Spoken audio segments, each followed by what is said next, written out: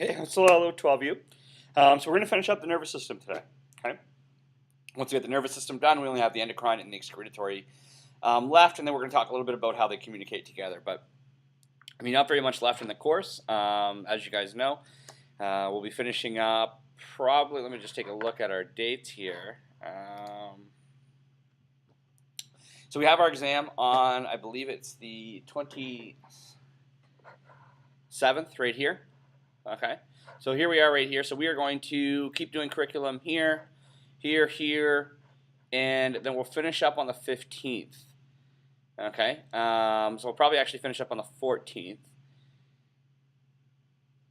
No, sorry, we're going to finish up on the 15th, and that gives us the 16th, the 17th, and the 20th, and the 21st. Okay, I know some of you may be starting exams in here, but I'm going to stop teaching for sure by the 15th. No new curriculum there. Okay. Now we still have to decide whether we want to have a unit test. And I'll probably put a Padlet up maybe tomorrow. We'll take kind of a little vote on it. I mean, not saying a unit test, more of like a unit quiz, like where I quiz you, say, on just on the nervous system, or if we get down the endocrine, I can quiz you on the nervous and the endocrine. I usually leave these up to optional. And what I mean by that is if you decide to write the quiz, you're going to get marked on it. If you decide not to write the quiz, you get a no mark. So it doesn't help you, it doesn't hurt you, and really the mark that you have now means that you're going into your exam.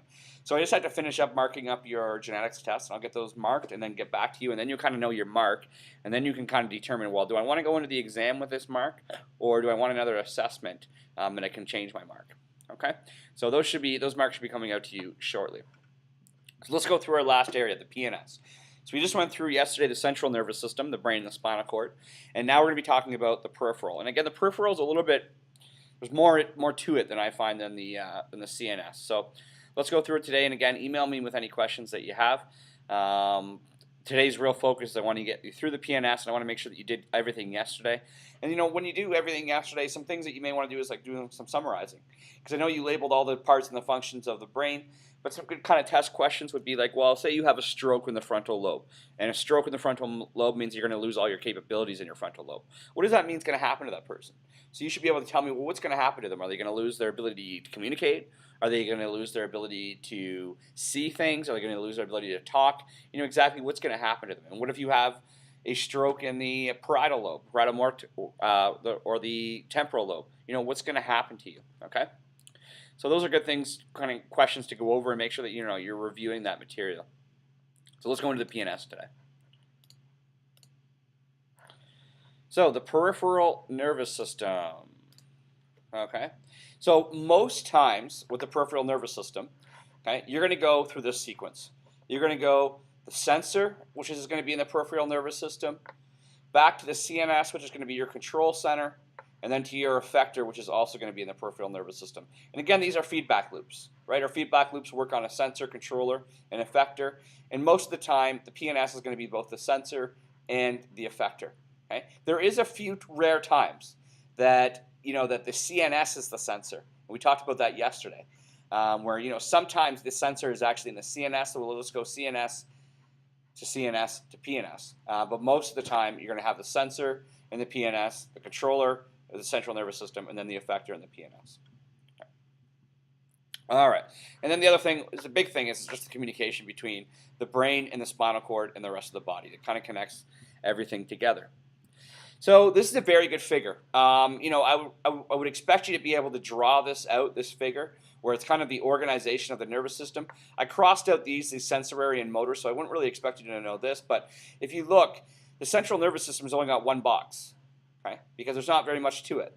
But the peripheral nervous system, we break it down into our autonomic, okay, involuntary, and then voluntary or somatic.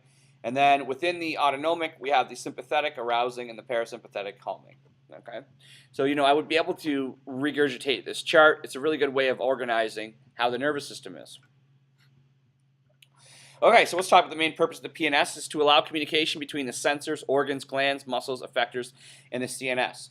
Okay, all of these parts right here, okay, are all part of the PNS: sensors, organs, glands, muscles, and effectors. So they're all going to take information from these things and send them to the CNS so the CNS can think of a response. And then the CNS will think of a response and then send the response back to the sensors, the organs, the glands, the muscles, and the effectors via the PNS. Now, when we talk about the PNS, there's two main systems. Okay, there's our voluntary control system, which we call our somatic, and then our non-voluntary control, which we call our automatic. Okay. All right, so let's start with the somatic nervous system. Okay, so the ones that we can control. So these are things like your arms and your legs and your core and your fingers and your toes. They're all under your control. So that's using the somatic nervous system. Okay.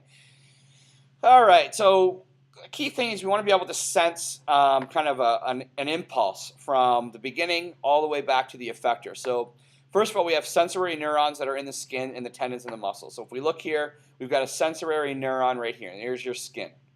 Okay? So you sense, like, say somebody touches your skin right here. Okay? You're going to get an action potential that develops inside this nerve because somebody touched you. So now you have an action potential traveling through this, going, and notice it can only go one direction. Okay, the action potential can't go two ways. The action potential is going to travel along this nerve and then to your spinal cord. Okay, now your spinal cord has got to do a quick kind of interpretation. It has to realize, well, is this a reflex where I have to think of the response and then send back the response, or am I sending this response up to the brain so that the brain can compute it? Okay, so once it gets the sensory input, now the spinal cord has got to make a decision. Do I send this to the brain or do I take care of it myself? Okay? If it's going to take care of it itself, okay, then it is going to send the signal down a motor neuron. Okay? Now these motor neurons are not the same as the sensory neurons, okay? Because neurons can really only fire in one direction. The sensory neuron is going to take action potentials from the skin and send it to the spinal cord. The motor neuron is going to take action potentials from the spinal cord and send them to the muscle. Okay? Now these, just like the sensory, can only go one direction. I can't send an action potential from my muscle back to my spinal cord. They only go in one direction. And they're separate neurons, the sensory and the motor. Sensory sends the sense, then the motor initiates the movement. Okay?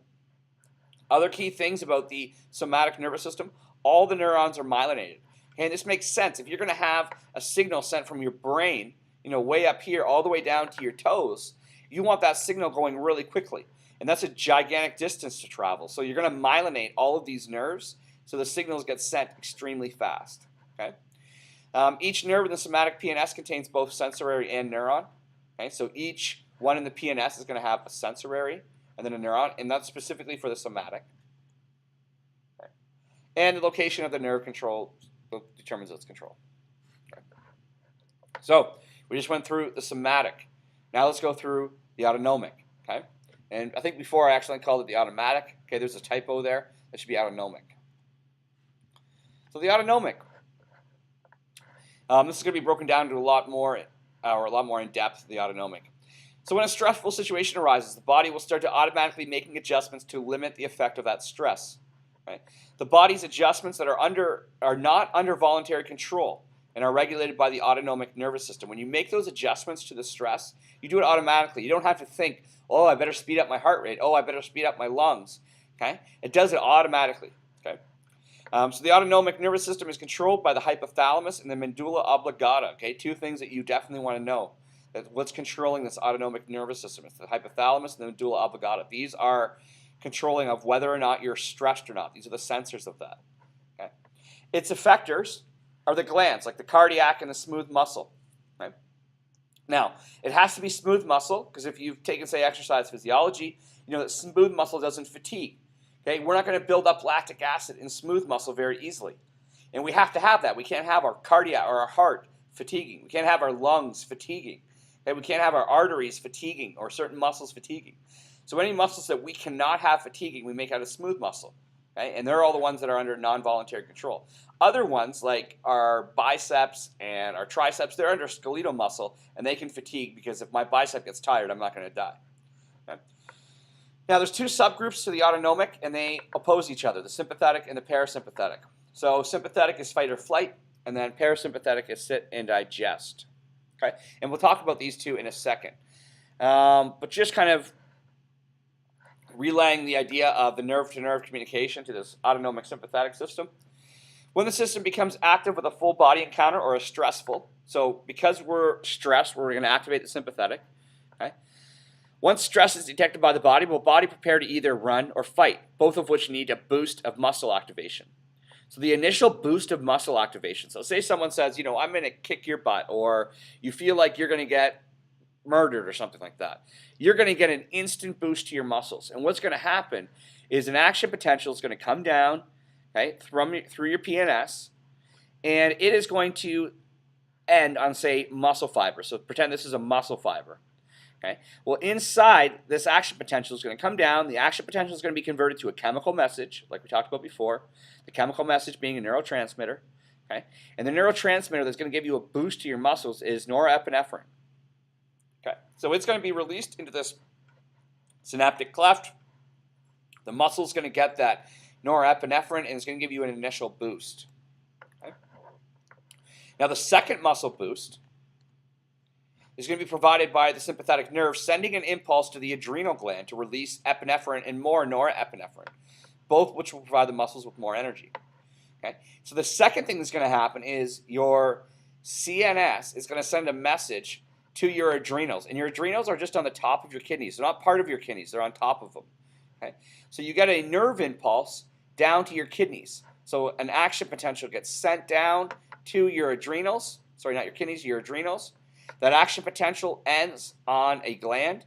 It's going to be converted to a chemical message. That chemical message is going to tell the adrenals to release their own chemical message in the form of epinephrine and norepinephrine. And this is a hormone.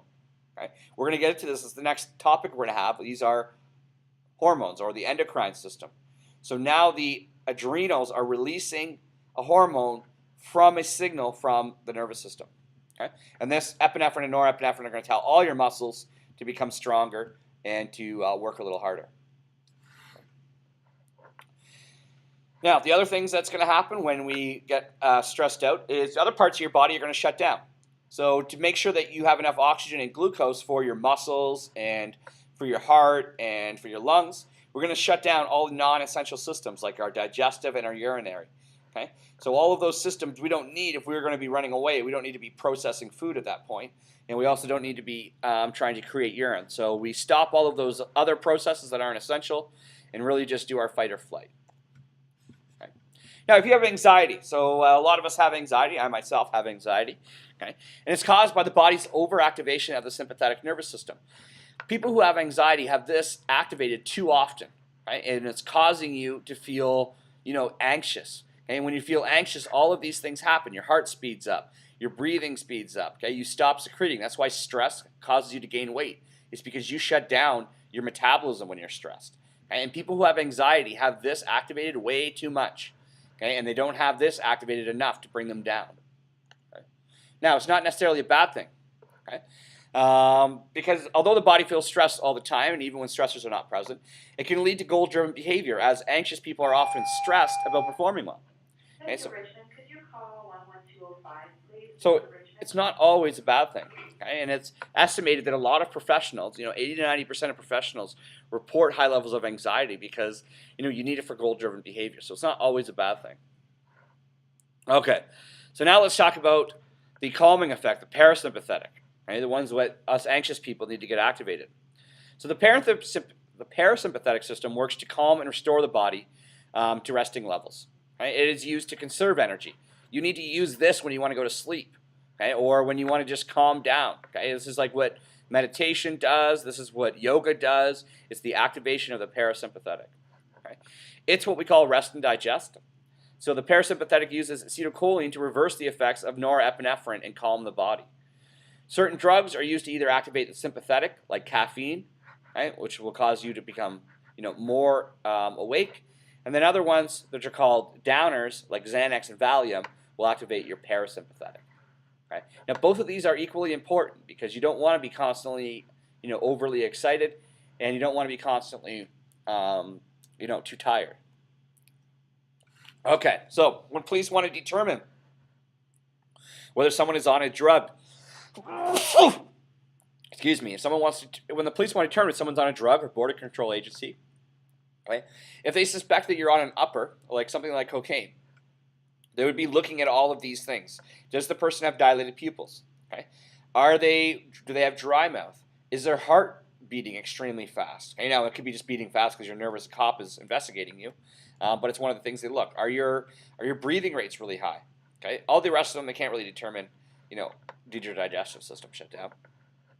For parasympathetic, so if you've taken heroin or if you've taken marijuana or fentanyl or any other downer, then they're going to look for these kind of things.